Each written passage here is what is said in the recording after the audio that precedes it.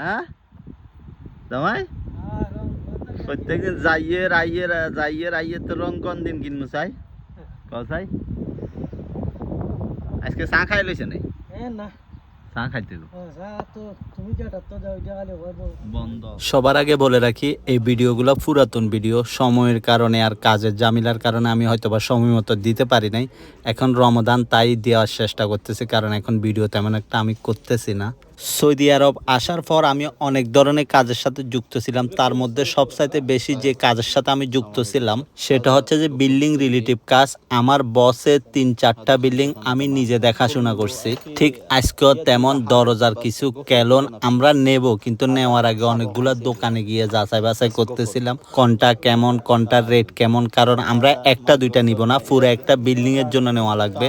হয়তো 50, 60, 100টা নেব, সেই জন্য আগে দেখে নিচ্ছিলাম আসলে কোনটার কেমন রেট এবং কোনটা কেমন। এভাবে আসলে প্রতিটা জিনিস দেখে নেওয়া ভালো।